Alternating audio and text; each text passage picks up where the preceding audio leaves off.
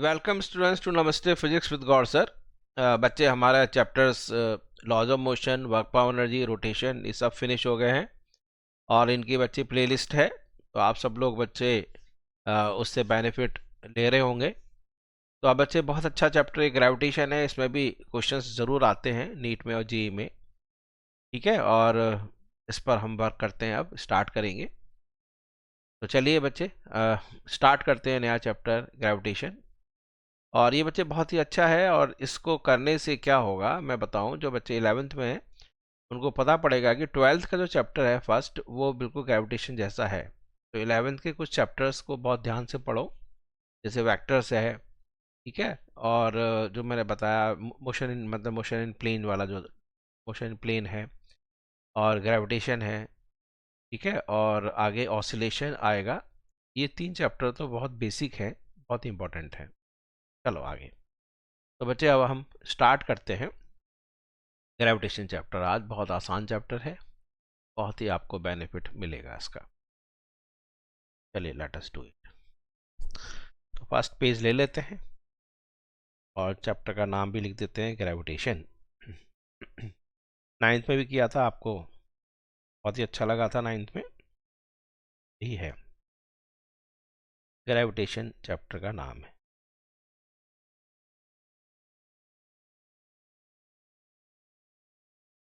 Gravitation,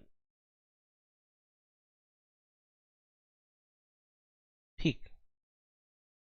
तो बच्चे इसमें सबसे पहले एक्चुअली में क्या था कि स्टार्टिंग में ही सब लोगों को ऐसा लगता था कि जो स्पेस में हम देखते हैं, स्काई में जो देखते हैं, कि वहाँ पर स्टार्स नज़र आते हैं, कोई चीज़ घूमती हुई नज़र आ रही है, यानी प्लैनेट्स जिसको कहा, ये बाद में नाम पता पड़ा।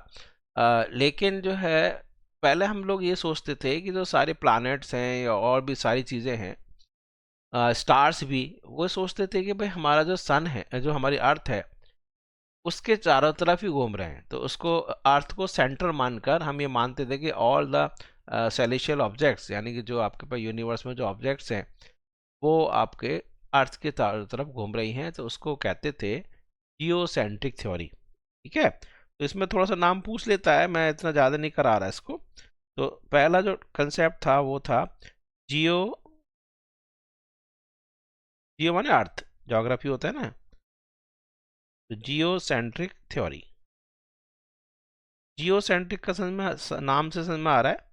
जियोसेंट्रिक थ्योरी का मतलब है कि हमने जियो माने अर्थ को सेंटर माना है, यानी अर्थ इज अ सेंटर। और ये किस साइंटिस्ट ने दिया था? साइंटिस्ट का नाम था पॉल एमी। टी साइलेंट है, PTOLEMY, पॉल एमी। इस साइंटिस्ट ने कहा था कि जियोसेंट्रिक थ्योरी यानी कि sun, earth is centre, earth is centre of all जो सेलेशियल ऑब्जेक्ट्स है, सेलेशियल ऑब्जेक्ट, ठीक है, ये है।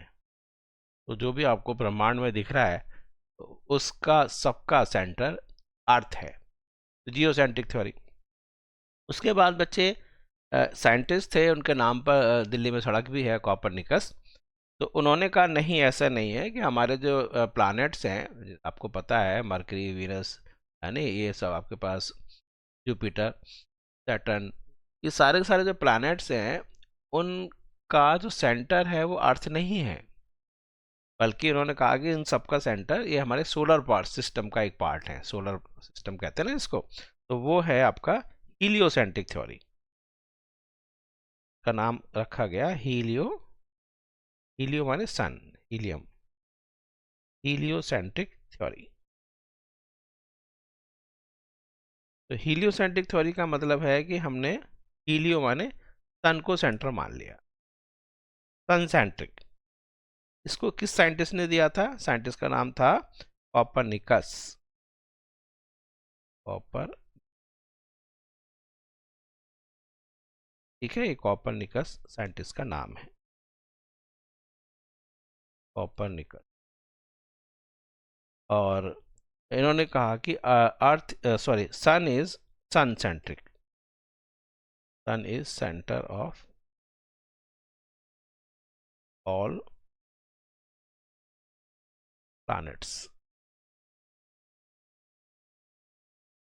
ठीक है, इसके बाद में बच्चे एक मैं नाम याद नहीं आ रहा है, उन्होंने पूरी ज़िंदगी में पूरे अपने लाइफ में मतलब 45-50 ईयर्स जितना भी था, उन्होंने जब उस समय उनके पास टेलीस्कोप तो हुआ नहीं करता था, नेकेड आई से ही उन्होंने उसको स्काई को देखा करते थे रात भर, यानी हर डे का उन्होंने स्काई में क्या क्या पोजीशन है जो उनको दिख रहे थे, एक पैटर्न दिख रहा था, इसको कहते हैं कॉन्स्टलेशंस, वो हैं, और उन सब का पिक्चर बनाते थे। पिक्चर देखो कितने सारे उन्होंने पिक्चर बनाई होंगी, सारे स्केच किए होंगे, और वो इतने 40-45 साल जितना भी था उन सब का उन्होंने जो स्केचेस बनाए, उन सबको उनका जो डिसाइपल थे कौन थे, कैपलर, उन्होंने उसका डिस्कस, उन्होंने देखा, स्टडी किया, और स्टडी करने के बाद उन्होंने उनको एक लॉज में कन्वर्ट कर दिया, उनको कहते हैं Kepler's laws of planetary motion. ठीक है, तो इसके बाद बचे कैपलर आएंगे। ठीक है, कैपलर तो सबसे इंपॉर्टेंट पार्ट आ रहा है अब, Kepler's laws of planetary motion. तो ये मैं यहाँ से स्टार्ट कर देता हूँ, नेक्स्ट लाइन से, Kepler's laws of planetary motion.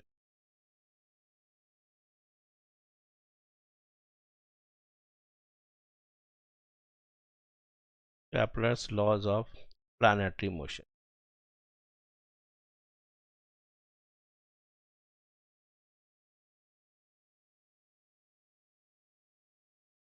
Kepler's laws of planetary motion. तो इन्होंने सारी जो स्टडी की थी, जो उनके गुरु थे, उनके जो ठीक है टीचर थे, उनके सारे के सारे 45-50 ईयर्स का जो स्केचेस है उसको उन्होंने लॉज में यानी सूचीबद्ध करके लॉज में कन्वर्ट कर दिया। तो उसमें फिर लॉ उन्होंने दिए, 3 लॉ थे, जैसे आपके पास न्यूटन्स के लॉ होते हैं, इसलिए फिक्स है, थर्मोडायनेमिक्स के लॉज होते हैं, फिक्स है, first law thermodynamics, first Newton's law, second Newton's law, third law, ऐसी कैपलर्स के भी याद रखना बच्चे। फर्स्ट लॉ क्या है, सेकंड लॉ क्या है, वो सब हम अभी डिस्कस कर लेते हैं। चलो ऐसा करते हैं, शेप ले लेते हैं। शेप में हम चलो ऐसे करते हैं,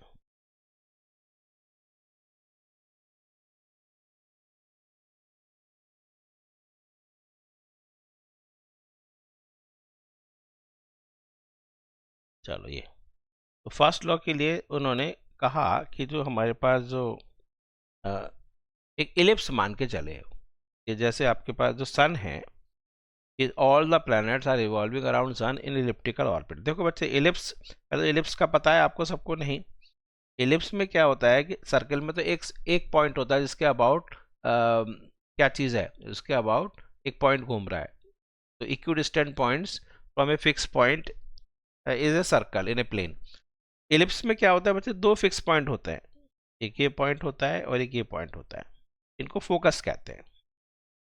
तो इन दोनों में से एक पॉइंट पर, यानी ये जो आपके पास पॉइंट नज़र आ रहा है, ये फिक्स पॉइंट, इसको फोकस कहते हैं, और यहाँ पर ये सन है, ये सन है, और ये बच्चे इसकी मेजर एक्सिस माइनर एक्सिस वो तो सारी हैं ही, ये आपके पास जैसे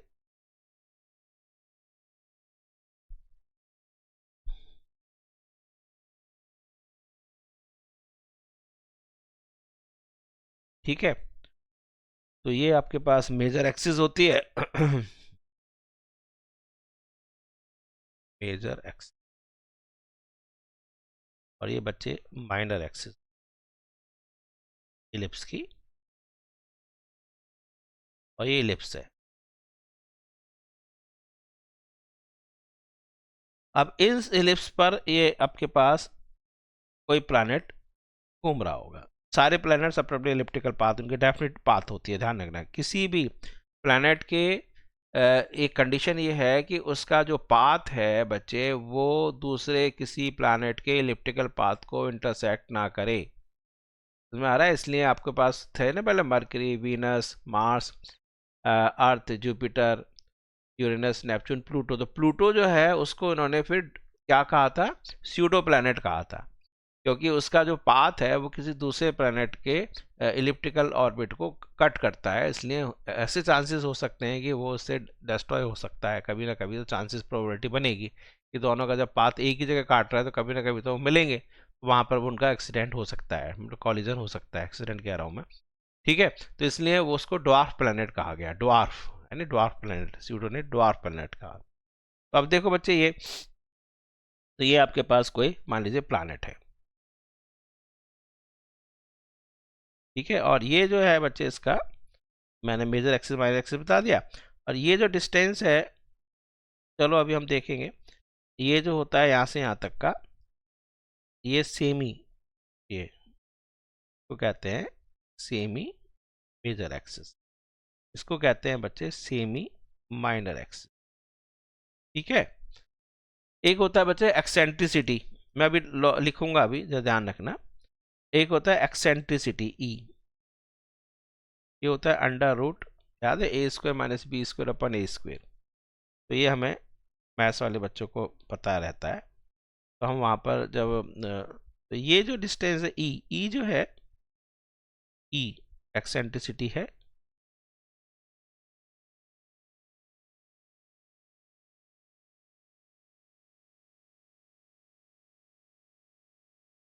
ठीक है। तो ई की वैल्यू जो है बच्चे वो हमारे पास, एक्सेंट्रिसिटी ये बताती है कि कोई भी जो क्लोज कर्व है वो सर्किल के कितने पास आ रहा है। ठीक है, इसकी वैल्यू है अंडर रूट, मैं लिख देता हूँ चलो, A square minus B square upon A square. ठीक है, और ये डायमेंशनलेस है। और ई की वैल्यू जो है बच्चे सर्कल के, यदि सर्कल है तो A is equal to B है तो बच्चे 0 हो जाता है, E is equal to 0 for circle and E is less than 1 for ellipse. ये मैंने आपको थोड़ा बताया। तो ये जो डिस्टेंस होती है बच्चे, ये यहाँ से यहाँ तक का, ये चलो इसको ले लेते हैं, ये दिख रहा है, ये बच्चे ए ई होता है, ऐसे यहाँ से यहाँ तक का ये भी आपका ए ई होता है। ठीक है, यहाँ पर बच्चे प्लानिट का भी पास पास पास आ जाता है उसके, वेरी क्लोज टू सन। कभी कभी बच्चे प्लानिट सन से बहुत दूर हो सकता है। ये सारी चीज़ें हैं, ये मैं आपको बताऊंगा। जब प्लानिट जब बहुत पास आ रहा है तो उसको हम कहते हैं इसकी पेरिलियन, और जब दूर होता है तो उसको कहते हैं एपीलियन, है ना, वो मैं अभी धीरे धीरे बता दूंगा। तो ये सब चलो, यहाँ पर प्लानिट जब जा रहा है तो इसको हम पी पॉइंट ले रहे हैं पेरिलियन, और इसको ले रहे हैं एपीलियन ए पॉइंट। तो यहाँ पर इसकी वेलोसिटी वीपी है, यहाँ पर इसकी वेलोसिटी वीए है। और सन से ये जो डिस्टेंस दिख रहा है आपको, ये आपका आर पी दिख रहा है। और सन से बच्चे जब वो बहुत दूर होता है, ये यहाँ से यहाँ तक, ये आर ए दिख रहा है, एपिलियन। आगे आपको ये सारी चीज़ें जो मैंने दिखाई आपको दोबारा देख लो। सबसे पहले तो ध्यान रखना, सन जो है इलिप्स, ये है पूरा इलिप्स में दो फिक्स पॉइंट होते हैं, इनको फोकस कहते हैं। ये फोकस हैं, ये फोकस। तो इन दोनों में से, इन दोनों फिक्स पॉइंट में से सन एक किसी फिक्स पॉइंट पर है, या तो इस पर या इस पर, यहाँ मान लिया। इसके अबाउट बच्चे ऑल द प्लैनेट्स अपने अपने ऑर्बिट में, इलिप्टिकल ऑर्बिट में घूम रहे होंगे। ये सन के जब प्लैनेट बहुत पास आता है इसको हम कहते हैं पेरिलियन। सन से जब प्लैनेट बहुत दूर होता है उसको कहते हैं एपीलियन। ठीक है, ये आपके पास सेमी मेजर एक्सिस ए है, ये आपके पास सेमी माइनर एक्सिस बी है। ये बच्चे ई मैंने बताया एक्सेंट्रिसिटी, वो ये बताती है कि कोई भी क्लोज कर्व वो सर्किल के कितने क्लोज आ रहा है। यदि सर्कल लिया तो ई 0 है, उसमें टेढ़ापन ऐसा कुछ नहीं है, एक्सेंट्रिसिटी 0 है। और ये आपके पास डिस्टेंस होता है ए ई, ये डिस्टेंस होता है ए ई। ये जब प्लानेट बहुत पास है सन के तो उसको हम डिस्टेंस को कहते हैं आरपी, और सन से प्लानेट बहुत दूर है उसको कहते हैं आर ए। ए जो है आपके पास क्या बताया मैंने, एपिलियन, और पी को मैंने बताया पेरिलियन। ठीक है, चलो ये मैंने फिर नॉर्मल कर दिया इसको। पी जो पॉइंट है जब पास है, ये लिख देता हूँ, चलो ये लिख देता हूँ, पी पॉइंट ये पेरिलियन है, perihelion,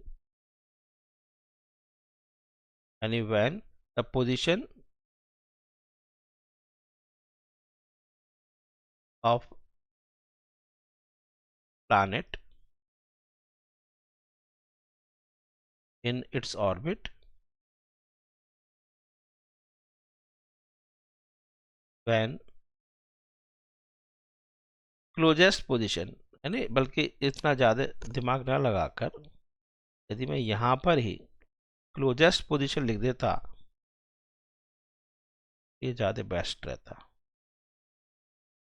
the closest position of planet in its orbit, इसको पी माने पेरिहिलियन कहते हैं। ए माने एपिलियन है, ए जो आपका दिख रहा है वो कहते हैं एपिलियन। ये क्या हो गया बच्चे बोलो, ये हो गया farthest position.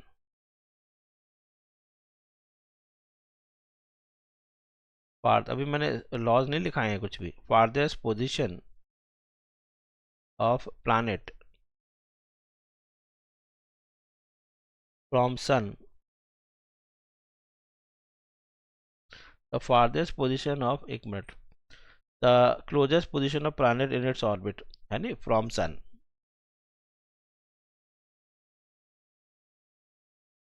With respect to sun. तो ऐसे यहाँ पर the farthest position of planet from sun in its orbit, planet from sun in its orbit. तो ऑर्बिट जो है बच्चे प्लैनेट को करेक्टराइज कर रहा है, कभी आप सन की बात करने लगे, सन का कोई ऐसे नहीं हम कर रहे हैं। ऐसे तो बहुत ही खतरनाक चीज़ होती है यूनिवर्स, है नहीं, स्टडी करना आसान नहीं है। चलो ओके, तो अब हम स्टार्ट कर देते हैं लॉज। तो फर्स्ट लॉ है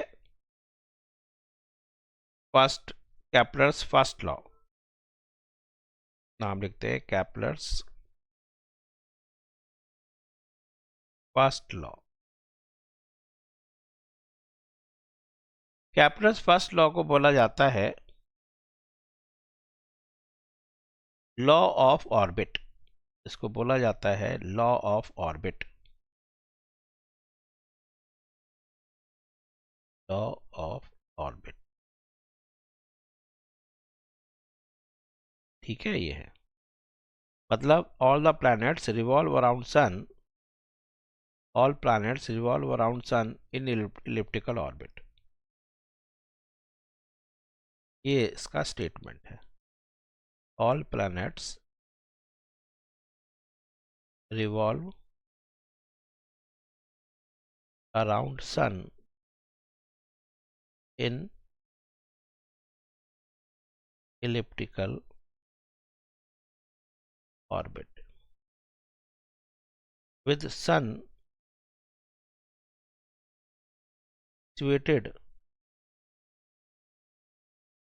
at one focus।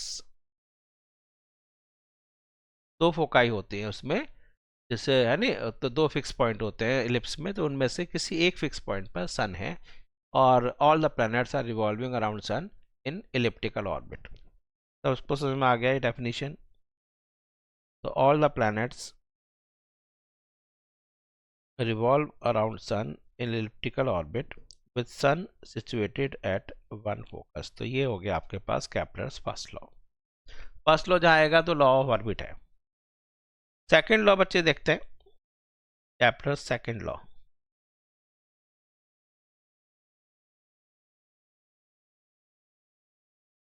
Kepler's second law, इसका नाम है बच्चे law of area.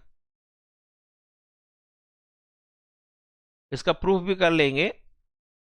Law of area क्या कहता है कि जब भी सन, देखो बच्चे एक मिनट और इलिप्स ले लेते हैं पहले।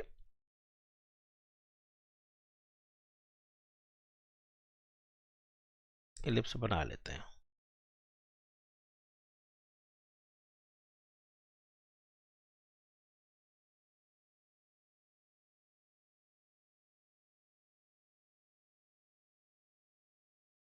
ठीक है, यहां पर सन ले लेते हैं,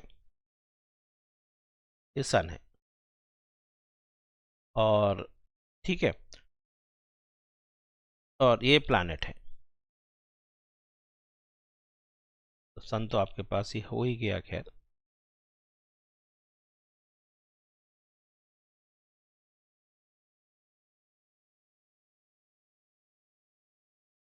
ये सन है और ये बच्चे को प्लैनेट है एम मास का। तो प्लैनेट बच्चे रिवॉल्व कर रहा है, ठीक है, प्लैनेट रिवॉल्व कर रहा है। तो अब ये देखिए कि हमारा the radius vector drawn from sun to planet, अब ये मान लीजिए प्लैनेट यहाँ चला गया, यहाँ पर है, यहाँ पर हो गया। तो इसने बच्चे कुछ ना कुछ, आप देखेंगे, कुछ एरिया स्वीप किया होगा ये। तो डेल्टा टी टाइम में इसने कुछ एरिया स्वीप किया। अब ये प्लैनेट, वही प्लैनेट मान लीजिए दूर चला गया, यहाँ था, फिर ये यहाँ पहुँच गया उतने टाइम में। तो radius vector drawn from sun to planet,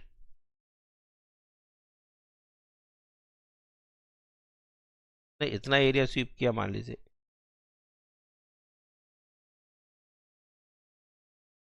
तो ये कह रहा है कि माना प्लैनेट ऐसे चला गया डेल्टा टी टाइम में, फिर प्लैनेट यहाँ से यहाँ चला गया डेल्टा टी टाइम में। तो दोनों केस में ये देखो,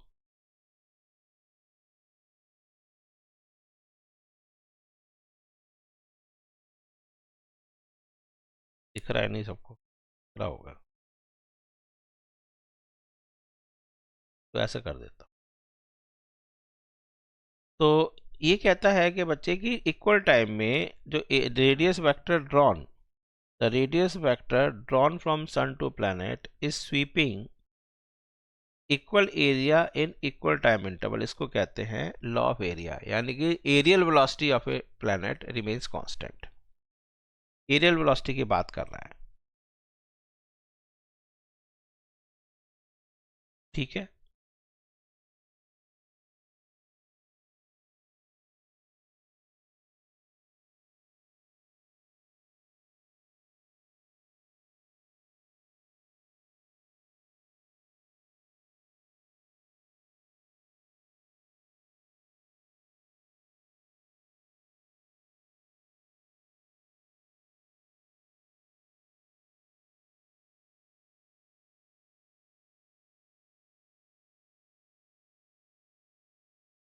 इसको मैं यहाँ लिख देता हूँ बच्चे एक बार, ये एम मास का है,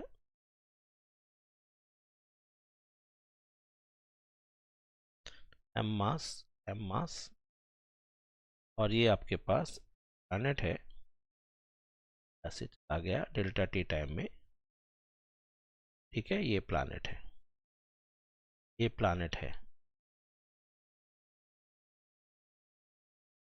प्लैनेट,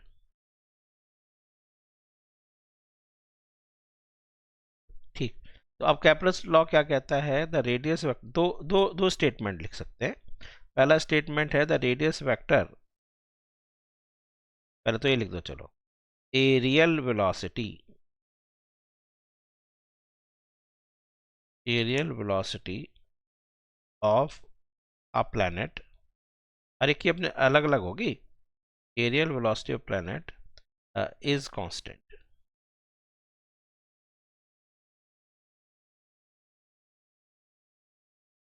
या तो ये लिखो आप, areal velocity of planet remains constant,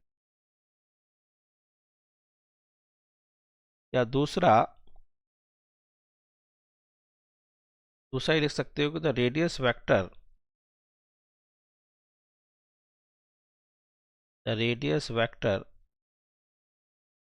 drawn from sun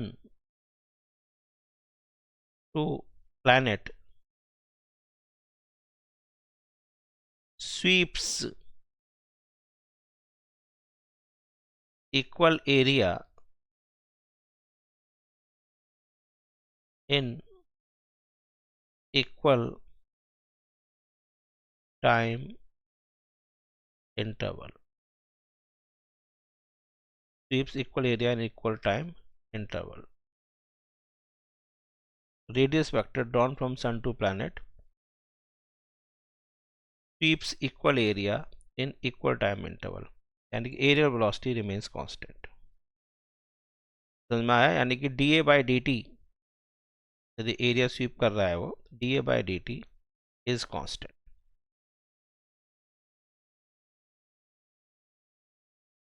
इसका मतलब जो टाइम पीरियड है, यानी delta A by delta T लिख दो, जो टाइम टेकन जो है वो डेल्टा टी, ऐसे भी कर सकते हो, delta A upon delta T is equal to constant, यानी जो टाइम टेकन है वो बच्चे एरिया स्वीप पर डिपेंड कर रहा है, कितना इसने एरिया स्वीप किया। अब इसको हम बच्चे प्रूफ करके देखते हैं, ठीक है? चलो इसको प्रूफ करते हैं। प्रूफ करने के लिए आपको पता है, अच्छा यहाँ पर न्यूटन्स लॉ ऑफ ग्रेविटेशन, चलो 9th में पता ही था आपको कि जो भी प्लैनेट्स हैं वो बच्चे सन के ग्रेविटेशनल पुल में हैं। तो इसको जो है ध्यान रखना, इस जो सन है वो इसको प्लैनेट को खींच ही रहा होगा ऐसे, तो ये ग्रेविटेशनल पुल हो गया। और नेक्स्ट टॉपिक वही आएगा, ग्रेविटेशनल लॉ ऑफ ग्रेविटेशन। तो लेकिन ये है कि जो line of action of force है बच्चे, सन के अबाउट ही घूम रहे हैं तो सन से पास हो रही है, तो इसलिए इस ग्रेविटेशनल फोर्स का बच्चे कोई टॉर्क नहीं लगेगा, ठीक है? इसका मतलब टॉर्क जब जीरो है तो एंगुलर मोमेंटम कंजर्व रहता है। तो बस हमें एंगुलर मोमेंटम और एरियल वेलोसिटी में रिलेशन निकालनी है। चले अब मैं इसको अगले टॉपिक पर दिखाता हूँ। तो प्लैनेटरी मोशन के अंदर प्रूफ कर रहे हैं इसका, इसका वेरिफिकेशन करेंगे। तो हियर एल वेक्टर, यानी conservation of L vector remains constant, यानी एंगुलर मोमेंटम कंजर्वेशन होता है।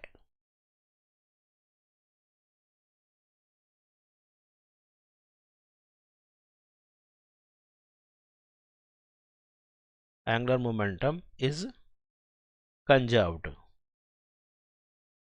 Constant, conserve constant in planetary motion.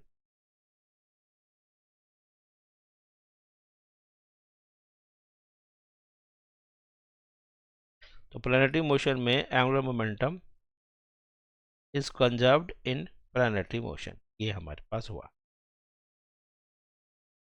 अब पहले हम देख लेते हैं कि कोई भी जो प्लैनेट है, ठीक है, उस प्लैनेट को पकड़ते हैं पहले, एक मिनट को, ओहो, ऐसे बना लेते हैं प्लैनेट।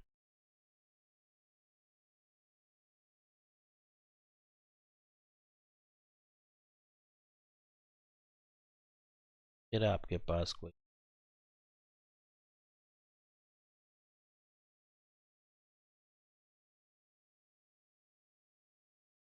ठीक है, ये हमने कोई ऑर्बिट बना, टाइम नहीं लगाते हुए ये हो गया। अब ये बच्चे सन है, ये सन है, और ये बच्चे कोई प्लैनेट है, फिर ये यहाँ पहुंच गया। तो या तो डेल्टा टी ले लो या डी टी ले लो, जैसे आपको लग रहा है। देखो बच्चे, पहले इसकी रेडियस वेक्टर ये रही होगी, पहले इसकी रेडियस वेक्टर ये है,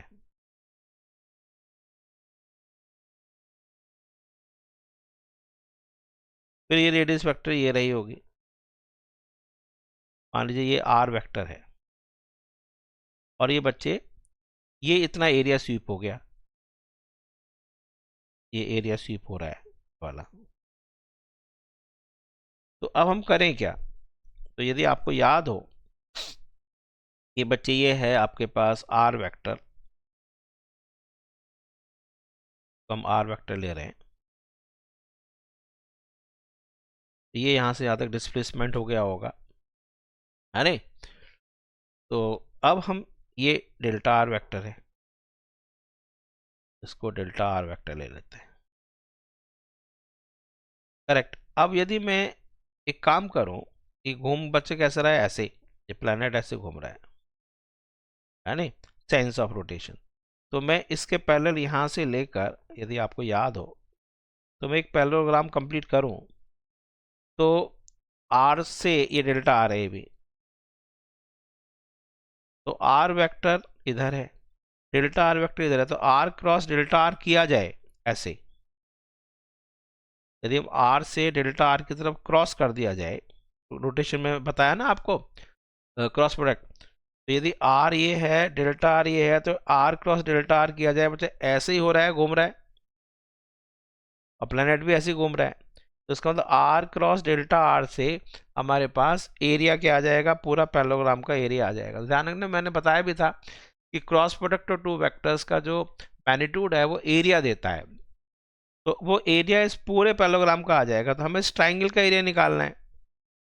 तो यदि आपके पास प्लैनेट, ये प्लैनेट मान लीजिए ए पॉइंट से या P1 पॉइंट से P2 पॉइंट पे पहुंच गया इन डेल्टा टी टाइम में,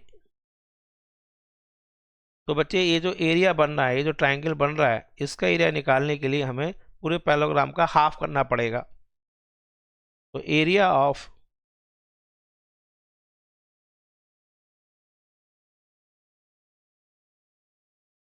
triangle swapped by radius vector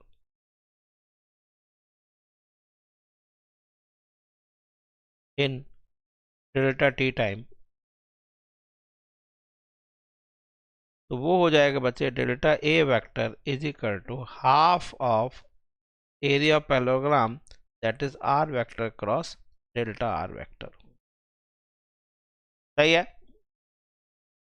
अब बच्चे हम क्या करें, डेल्टा टी से डिवाइड कर दें, delta A upon delta T is equal to 1/2 R vector cross delta R upon delta T. अब यदि दोनों तरफ लिमिट लगा दें,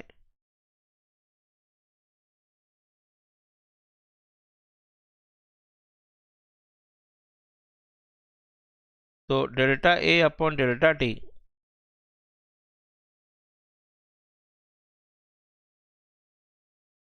is equal to 1/2 into R vector cross delta R upon delta T. इसमें लिमिट लगा दी मैंने, लिमिट क्या लिमिट, कि टाइम इंटरवल बहुत छोटा है, ऐसे यहाँ लगा दी limit delta T tends to 0। तो बच्चे delta A upon delta T under the limit क्या बन जाती है, D A by D T differentiation is equal to 1/2 into R vector cross D R, ये हो गया D R by D T, velocity vector हो गया। अब एक काम और करो बच्चे, इसमें m से मल्टीप्लाई कर देते हैं और m से डिवाइड कर देते हैं, थोड़ा अलग से मैं दिखा रहा हूँ आप, m से मल्टीप्लाई और m से डिवाइड, इस m को इसके साथ ले लेते हैं, ये हो जाएगा 1/2 m into R vector cross m into V vector. m into V vector बच्चे क्या होता है बोलो, linear momentum R vector cross E vector, ये चल रहा है बच्चे D A by D T. तो D A by D T is equal to 1/2 m into R vector. ये क्वेश्चन भी आता है कि how angular momentum is related with areal velocity. तो आर क्रॉस पी ये क्या हो गया, ये तो बच्चे एंगुलर मोमेंटम हो गया। तो D A by D T, इससे आपको समझ में आ रहा है कि D A by D T is equal to 2m तो नीचे है, और r क्रॉस p बच्चे l वेक्टर हो जाएगा। r क्रॉस p इज तो कभी कभी l वेक्टर के बारे में पूछ लेता है। Angular momentum is equal to 2m times da by dt। ये भी आप इसको ध्यान रखो।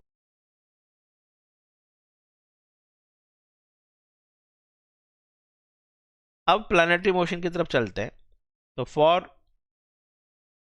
Planetary motion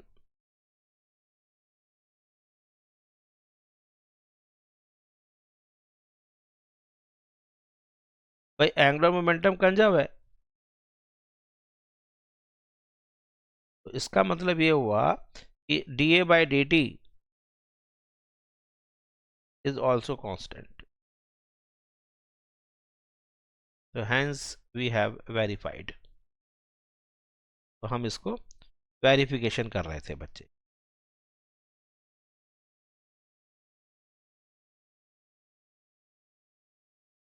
verification of second.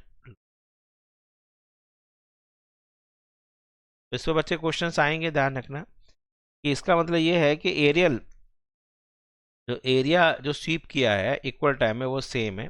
अब इसमें देख लो बच्चे, जितना दूर होगा उतना हाइट ज़्यादा हो जाएगी ट्राइंगल की, इसलिए बेस को बच्चे क्या करना पड़ेगा, कम करना पड़ेगा। यदि बहुत पास हो जाएगा, माना यहाँ हो जाता है, ये इधर हो जाता है माना यहाँ पर, तो यहाँ पर तो बच्चे और भी हाइट कम है, तो इसका मतलब ये तो बहुत ज़्यादा हो जाएगा, क्योंकि एरिया स्वीप सेम करना है।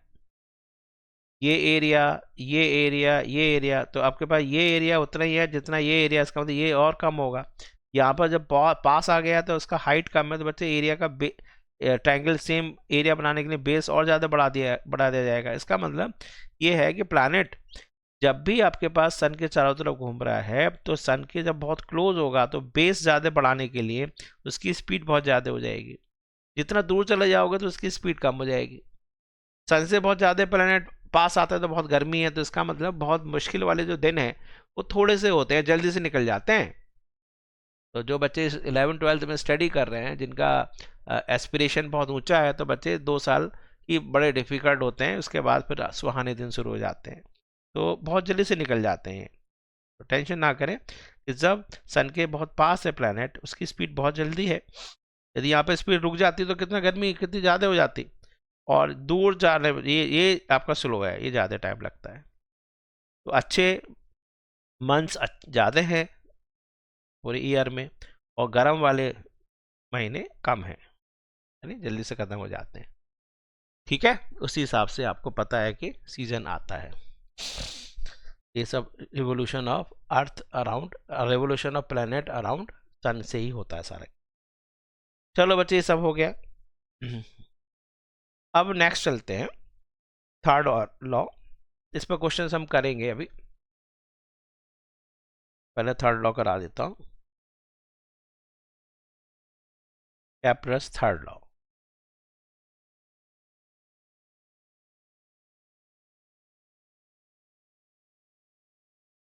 Kepler's third law.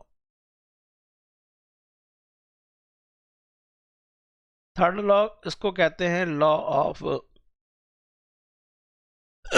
पहला था लॉ ऑफ ऑर्बिट, दूसरा था लॉ ऑफ एरिया, थर्ड है लॉ ऑफ पीरियड। तो लॉ ऑफ पीरियड भी कहा जाता है। ठीक है, ये कहता है कि यदि टी टाइम पीरियड है किसी प्लैनेट का, टाइम पीरियड ऑफ रिवोल्यूशन है,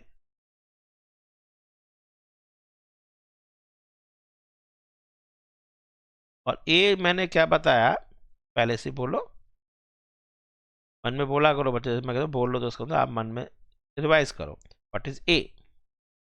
क्या था बच्चे? पता नहीं भूल गए हैं क्या आप? देखो ए क्या था, ये आपका ए था, यहाँ से यहाँ तक का। तो ए जो है semi major axis,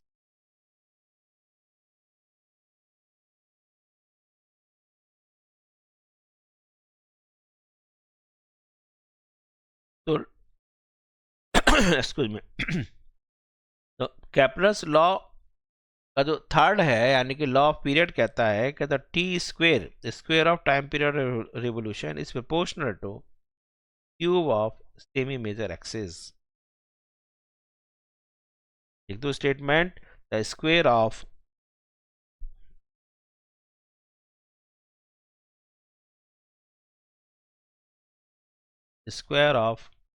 time period of revolution of a planet is cube of is cube of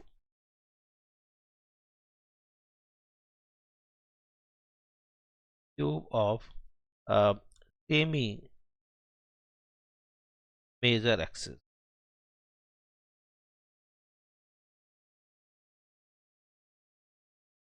और ध्यान ये रखो बच्चे कि जो क्लोजेस्ट है मरकरी और फारदेस्ट जो आपके प्लैनेट्स हैं उनको छोड़ दिया जाए तो ऑलमोस्ट न्यूटन ने कहा कि ऑलमोस्ट जो सारे ऑर्बिट्स हैं वो सर्कुलर ही हैं। तो इसलिए आप न्यूमेरिकल जब करते हो तो आसानी से कर लेना। पहले मैं इस स्टेटमेंट को अंडरलाइन कर दूं कि square of time period of revolution of a planet is cube of semi major axis.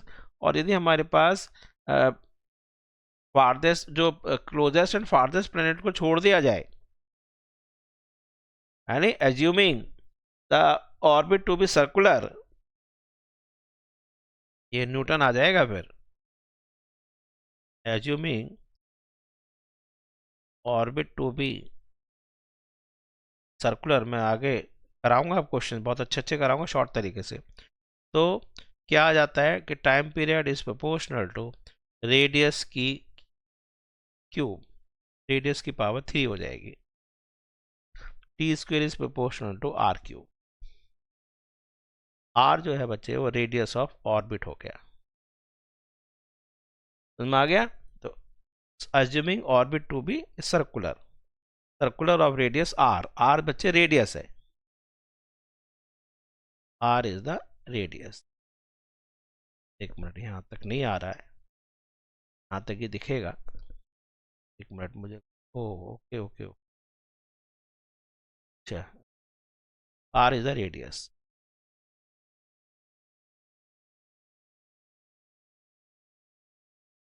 Radius of circular orbit.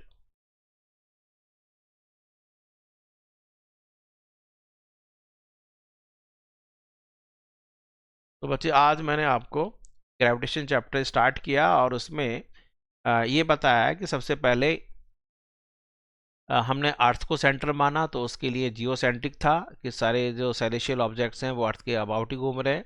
बाद में कॉपरनिकस ने कहा ऐसा नहीं है कि हमारे जो प्लैनेटरी सिस्टम है उसके अंदर सन जो है वो सेंटर है और सन के चारों तरफ सब लोग घूम रहे हैं, सारे प्लैनेट्स घूम रहे हैं।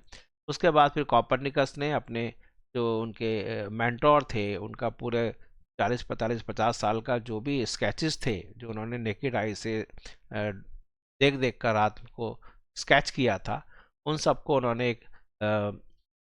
एक लॉ बना दिया और उन लॉ को कैप्लर्स लॉज कहते हैं। और उन तीनों लॉज को मैंने आपको समझाया कि क्या क्या कैसे कैसे होता है और लॉ ऑफ एरिया क्यों होता है, ये सारी चीज़ें, लॉ ऑफ पीरियड क्या होता है। अगले वीडियो लेक्चर में बच्चे मैं इन पे बहुत अच्छे से क्वेश्चंस कराऊंगा, बहुत ही स्पेशल क्वेश्चंस हैं वो बच्चे, मेंस और आपके नीट के लिए, दोनों के लिए इम्पोर्टेंट है।